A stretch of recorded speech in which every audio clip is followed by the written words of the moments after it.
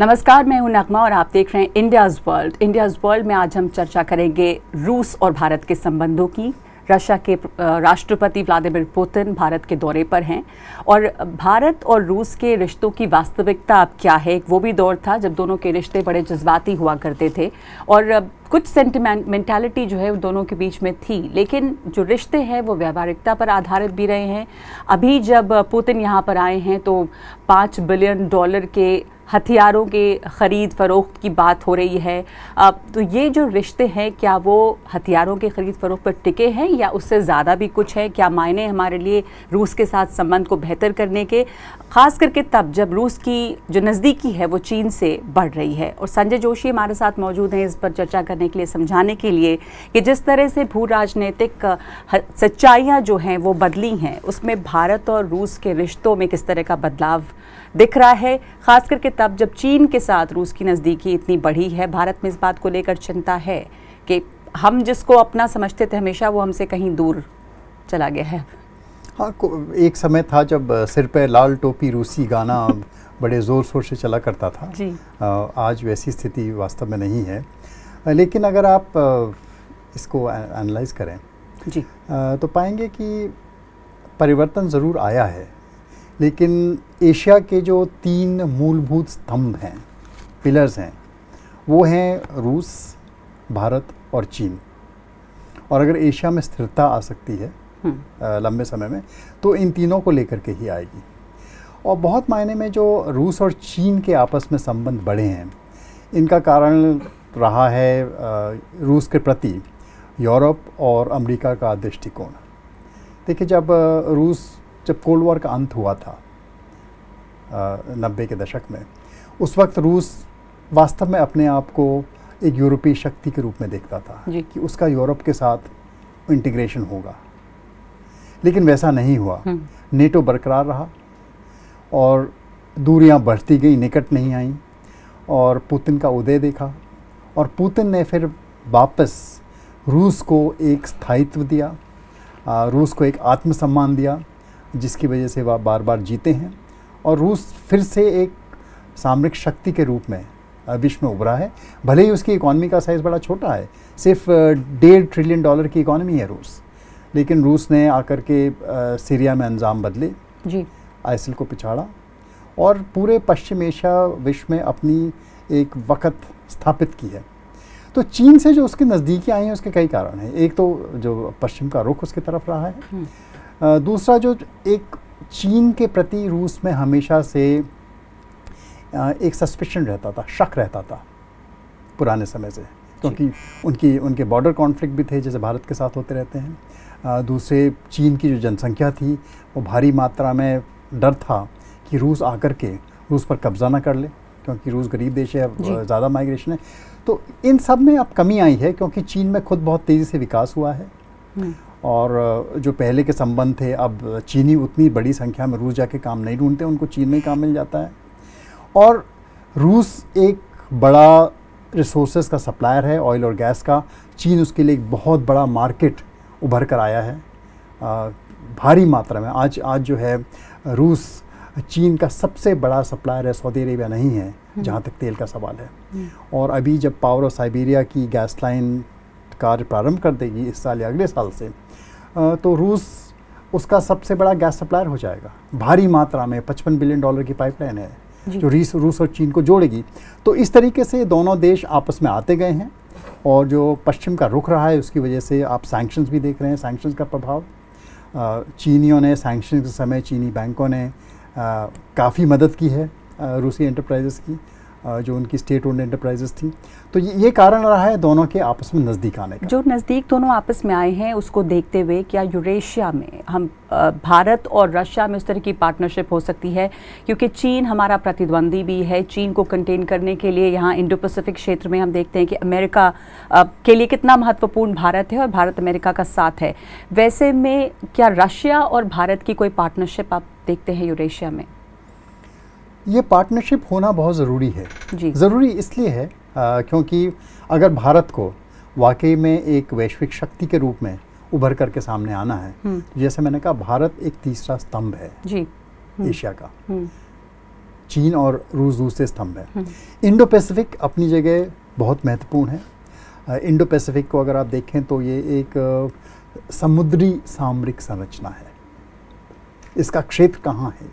इसका क्षेत्र समुद्री क्षेत्र में है। समुद्र में जहाँ तक सवाल है नौसैनिक शक्ति के रूप में रूस बहुत बड़ी शक्ति नहीं है। नौसैनिक शक्ति अमेरिका वाकई में ज़्यादा बड़ी शक्ति है।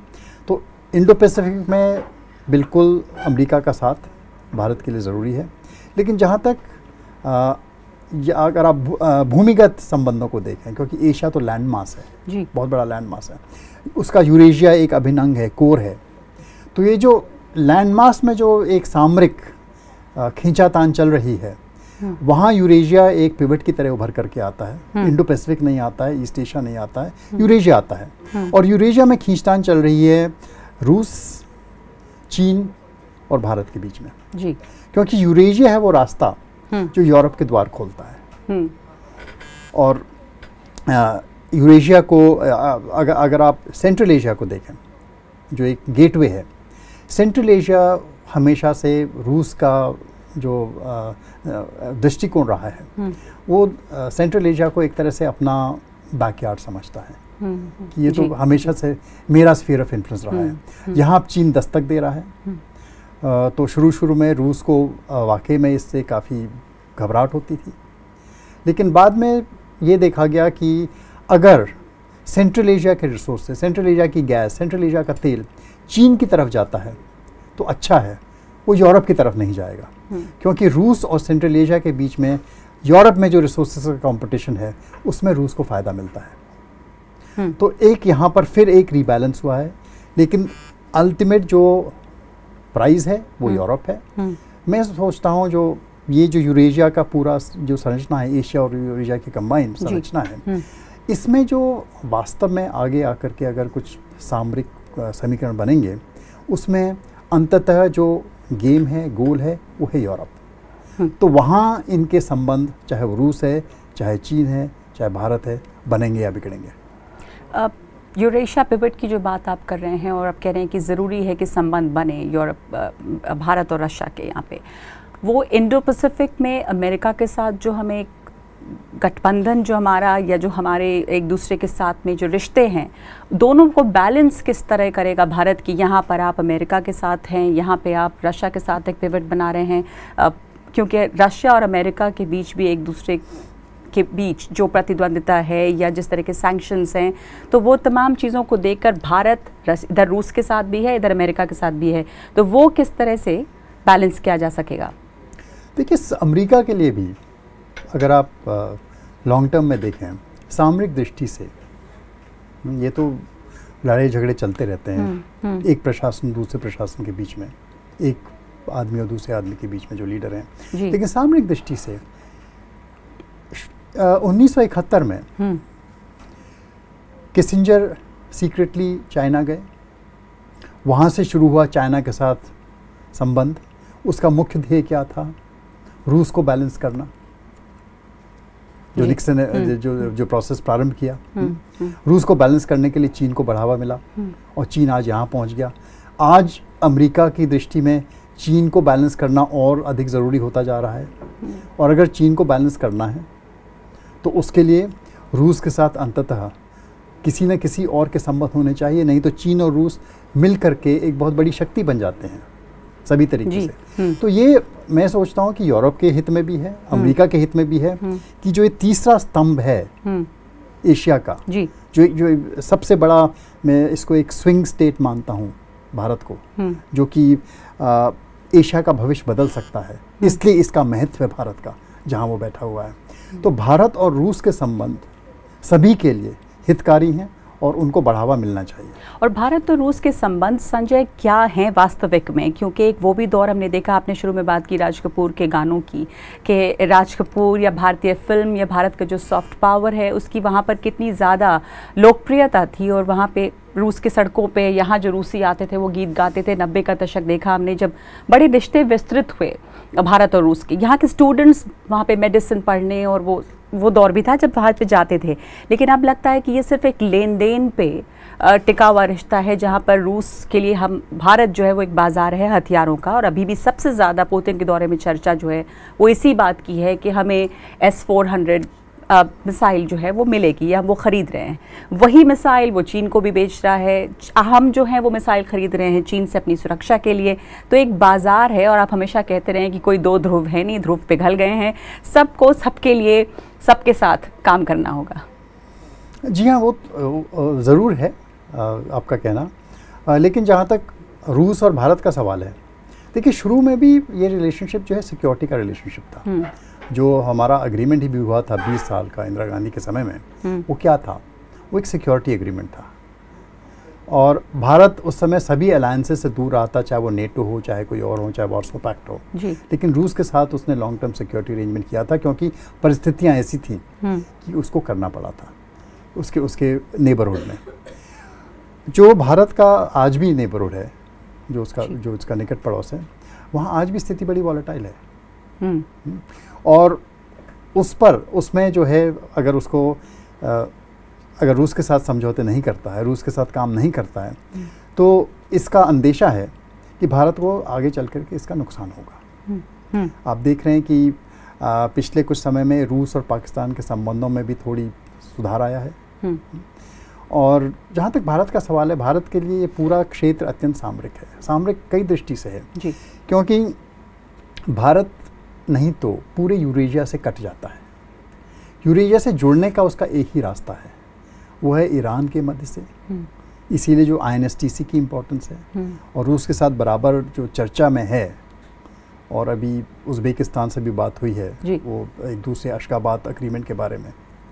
जो अशगाबाद एग्रीमेंट है, INSTC है, चाबहार है, ये पूरा जो एक मायाजाल बन रहा है, जो ये लिंकेजेस बन रहे हैं, कनेक्टिविटी बन रही है, जो जाल बन रहा है, उसका उद्देश्य एक यही है कि जो भारत का एक स्ट्रेटेजिक कट ऑफ पॉइंट है, कि नहीं तो भारत पूरी तरीके से सेंट्रल एशिया और यूरोप से भूमि के रास्ते कट ऑफ हो जाता है। तो इस पूरे कैलकुलेशन में भारत कभी भी सेंट्रल एशिया और रूस की अनदेखी करने में समर्थ नहीं है।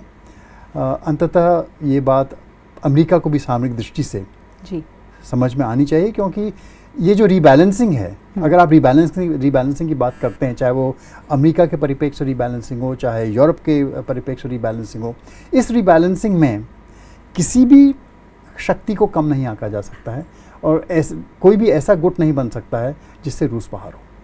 ठीक है, जो पड़ोस की बात की आपने हिंदुस्तान के, अफ़गानिस्तान, पाकिस्तान और साउथ एशिया में अगर हम बात करें तो रूस का रोल वहाँ पर क्या देखते हैं आप? पाकिस्तान चीन से नज़दीकी बड़ी है, पाकिस्तान के भी करीबी बड़ी है, तो और अफ़गानिस्तान के मद्देनज़र रूस का रोल यहाँ पर क्या है? भारत की नेबरहुड पॉलिसी पे क्या फ़र्क पड़ता है इससे? देखिए, पाकिस्तान तो इस पूरे जहाँ तक रूस का संबंध है, पाकिस्तान तो सिर्फ एक प्यादा है। जो वास्तव में कॉन्फ्लिक्ट है वो है अफ़गानिस्तान में रूस और अमेरिका के बीच में। ये जो पुराना कोल्ड वॉर के समय से चला आ रहा है, वहाँ पे कॉन्फ्लिक्ट है। उनके जो वेस्ट एशिया में जो प्रायोरिटीज़ हैं दोनों की, वो बिल्कुल भिन्न भिन्न हैं। वो एक कॉन्फ्लिक्ट चला आ रहा है। तो पाकिस्तान से रूस के संबंध जहाँ तक सवाल है, ये तो सिर्फ जैसे अमेरिका के भी संबंध है, पाकिस्तान का इस्तेमाल किया गया है अमेरिका द्वारा, वैसे ही रूस भी हो सकता है बीच बीच पाकिस्तान का इस्तेमाल करे अपने प्रयोगों के लिए। तो भारत को इसको सोच समझ करके बैलेंस करने की बहुत ज़रूरत पड़ेगी, क्योंकि हर देश का जो सामरिक दृष्टिकोण है उसको समझना जी, उसकी प्रायोरिटीज़ को समझना, उनके साथ रिबैलेंस करना, अगर भारत वास्तव में बड़ी शक्ति के रूप में अपने को देखना चाहता है, वो करना उसके लिए अत्यंत आवश्यक है, चाहे वो रूस हो चाहे वो अमेरिका हो। जी, अमेरिका के साथ अगर हम रक्षा संबंधों की बात करें तो अमेरिका ने वो रूस की जगह ले रहा है। रूस से हमारे यहाँ सबसे ज़्यादा शायद अभी भी हथियार हम लेते हैं या सबसे ज़्यादा सप्लायर है, पर अमेरिका भी वहाँ पे लगभग है। तो वैसे में हम जो ये रिश्ते बैलेंस करेंगे, जिस तरह हमारे रिश्ते अमेरिका से बढ़े हैं, उसमें एक ये चर्चा हो रही है कि चूँकि अमेरिकन सैंक्शंस हैं रशिया के ऊपर, और अमेरिका इस बात से नाराज़ होगा अगर हम रशिया के साथ S-400 की डील जो है वो कर रहे हैं। भारत के लिए एक ये भी बार बार कहा जा रहा है कि हमने नज़रअंदाज किया या हम US प्रेशर के ख़िलाफ़ खड़े हो पाए। तो क्या ये है, या भारत को चूँकि अमेरिका के लिए वो बहुत ख़ास है, वो जगह दी गई है कि आप रास्ता निकाल पाएँ और रूस के साथ भी ये डील कर पाएँ? देखिए, भारत और रूस के रक्षा संबंध बहुत पुराने हैं जी। एक लेगेसी है, पुश्तैनी संबंध है जी। और इनसे एकाएक निकल पाना बिल्कुल असंभव है। अगर सिर्फ आप स्पेयर पार्ट्स के ट्रेड को ही देख लें, जो अभी हमारे पास हवाई जहाज जो रूस के हैं, फ्रिगेट जो चल रहे हैं, जितना इक्विपमेंट हम लोगों ने रूस से लिया हुआ है, सिर्फ अगर स्पेयर पार्ट्स के ही ट्रेड को आप देखेंगे तो वही कई बिलियन डॉलर्स में चला जाता है। तो ये तो अभी काफ़ी समय तक चलेगा, चाहे अमेरिका कैटसाल आए, चाहे कुछ लेकर के आए, लेकिन इसको नकारा नहीं जा सकता है। तो अमेरिका वो जगह देगा भारत को कि आप देनी पड़ेगी, अमेरिका को देनी पड़ेगी। और उसी के चलते क्योंकि रूस सामरिक दृष्टि से भारत के लिए महत्वपूर्ण है, भारत आगे जा कर के जो ये S-400 का पूरा विवाद है उसमें भी चाहे कितना भी प्रेशर आए, भारत अपने स्थान पर रहेगा और S-400 की डील जहाँ तक मुझे लगता है वो पूर्ण होगी, आगे जाएगी। जी। और जो अभी हमारे भारत और रूस के जो संबंध है वो ज़रूरी है, लेकिन उसका जो स्वरूप है वो भी बदला है, क्योंकि वो भी दौर था जब रूस के प्रधानमंत्री प्रिमाकोव वाला दौर था और जज्बाती रिश्ते थे और वो तमाम चीज़ वो पुतिन के साथ जो के दौर में रिश्ते रहे उसमें नज़र नहीं आता। तो अब इस रिश्ते की जो असलियत है वो क्या, वो व्यावहारिकता पर ही है, वो एक सौदों पर आधारित है, या रूस अभी भी हमारे लिए किन मायनों में ख़ास है? देखिए, रिश्ते डेमोन्स्ट्रेट कैसे किए जाएं वो अलग बात है, लेकिन रिश्ते हमेशा से ही ट्रांजैक्शनल रहते हैं जी। और शुरू में भी रहे हैं, आज भी रहे हैं। और इन ट्रांजैक्शनल रिश्तों में भारत और रूस के बहुत क्लोज अभी भी संबंध हैं। देखिए, जहाँ तक ट्रेड की बात करते हैं, रक्षा सौदे एक तरफ हैं, दूसरी तरफ हमारा जो न्यूक्लियर ट्रेड है, रूस हमारा सबसे महत्वपूर्ण पार्टनर है जी न्यूक्लियर प्रोग्राम में। जहाँ तक जो कुंडाकुलम में दोनों जो अभी पहले के जो फेजेस हुए हैं रूस ने जो किए हैं, वही एक इन्वेस्टमेंट न्यूक्लियर पावर में हमारे यहाँ आया है। चाहे 1-2-3 एग्रीमेंट हो गया, बाकी किसी के साथ अभी तक हमारा समझौते ज़रूर हुए हैं, MOU ज़रूर हुए हैं, लेकिन ज़मीन पर न्यूक्लियर पावर प्रोडक्शन में कुंडाकुलम के अलावा पिछले वर्षों में कुछ भी सामने नहीं आया है। अब हम देख रहे हैं दूसरा फेज़ भी उसका चालू हो गया है 1000 मेगावाट का, तीसरे और चौथे भी अब प्रारंभ होने के कगार में है। तो इसी तरह से टेक्नोलॉजी के क्षेत्र में भी हमारे कोलैबोरेशंस हैं, वो चलते रहेंगे। और अगर जैसा कि हम सोच रहे हैं और हमें करना भी चाहिए, INSTC कॉरिडोर का विकास अगर हम लोग करते हैं, तब कई आयाम खुल जाते हैं इस ट्रेड को बढ़ाने के लिए।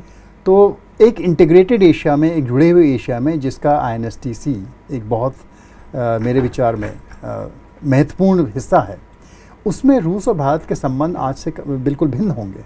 तो हमें प्रयास करना चाहिए कि ये सारे जो मार्ग हैं, हमको अगर एशिया, एक इंटीग्रेटेड एशिया की तरफ बढ़ना है, अगर हम नहीं बढ़ेंगे तो BRI जैसी चीज़ों को लेकर के एशिया इंटीग्रेट होगा ज़रूर, लेकिन भारत उस पूरे इंटीग्रेशन के जाल से बाहर होगा।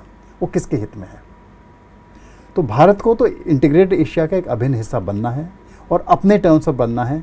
एक ऐसी स्थिति में नहीं बनना है कि BRI जैसी एक चीज़ आकर के एक चीन को केंद्र बिंदु बना करके एशिया का इंटीग्रेशन हो जाए जी, वो किसी के भी हित में नहीं है जी। तो कुल मिला के अब के दौर में स्थिति ये है कि आप ऐसा नहीं कि आप अमेरिका को चुनेंगे या रूस को चुनेंगे, ये भी नहीं कि रूस चूँकि चीन का दोस्त है और पाकिस्तान के करीब जा रहा है तो हमारे करीब नहीं होगा, सब साथ रहेंगे, सब साथ चलेंगे। सिर्फ भारत ऐसा देश नहीं है जो सबके साथ संबंध बनाता है, सबकी जरूरत, अन्य देश भी ऐसा ही कर रहे हैं और ऐसा ही करते चलेंगे जी। एक दूसरे को समझाएंगे, समझेंगे, बीच में विवाद भी होंगे, कटुता भी होगी, लेकिन ये तो देखिए ज़िंदगी है, पड़ोस है, सभी पड़ोसियों से खुशी से रहना भी पड़ता है, झगड़े भी होते हैं, लेकिन रहना उन्हीं के साथ। जी, बहुत बहुत धन्यवाद आपका।